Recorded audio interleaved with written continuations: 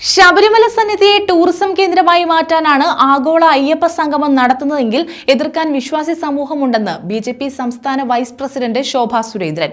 ആചാര ലംഘനത്തിനെതിരെ നടത്തിയ സമരങ്ങളിൽ വിശ്വാസികൾക്കെതിരെ എടുത്ത കേസുകൾ റദ്ദു ചെയ്യണമെന്നും ശോഭാ സുരേന്ദ്രൻ പറഞ്ഞു. ആഗോള അയ്യപ്പ സംഗമത്തിനകത്ത് രാഷ്ട്രീയം കലർത്താൻ ആഗ്രഹിച്ചാൽ നടക്കാൻ പോകുന്നില്ല. ശബരിമല സന്നിധിയെ ടൂറിസം കേന്ദ്രമാക്കി മാറ്റാനുള്ള പ്ലാനാണെങ്കിൽ അതിനെ എതിർക്കാൻ കേരളത്തിലെ വിശ്വാസി സമൂഹമുണ്ടെന്ന് ശോഭാ സുരേന്ദ്രൻ കായംകുളത്ത് പറഞ്ഞു.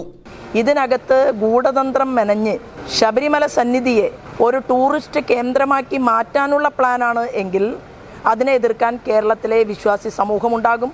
തീർച്ചയായിട്ടും സാമുദായിക നേതൃത്വം വരെ പിന്തുണ അറിയിച്ചിട്ടുണ്ടെങ്കിൽ അത് അയ്യപ്പന്മാരെ സ്നേഹിച്ചുകൊണ്ടും ആദരിച്ചുകൊണ്ടും ശബരിമല അയ്യനോടുള്ള സ്നേഹവും അതിലേറെ ആചാരാനുഷ്ഠാന പദ്ധതിയോടുള്ള കടപ്പാടുമാണ് എന്നുള്ള ബോധ്യം ദേവസ്വം വകുപ്പ് മന്ത്രിക്കും കേരളത്തിന്റെ മുഖ്യമന്ത്രിക്കും ഉണ്ടാകണം എന്ന് ഞങ്ങൾ ഭക്തർ ആവശ്യപ്പെടുകയാണ്. കഴിഞ്ഞകാല കേരളത്തിൽ ഹിന്ദു വിശ്വാസങ്ങളെ വെല്ലുവിളിച്ച് തകർത്തെറിയാൻ പരിശ്രമിച്ച് ആചാരലംഘനം നടത്തിയ ഒരു സർക്കാർ ഇപ്പോൾ അയ്യപ്പ ഭക്തർക്ക് വേണ്ടി സംഗമം നടത്തുകയാണ്.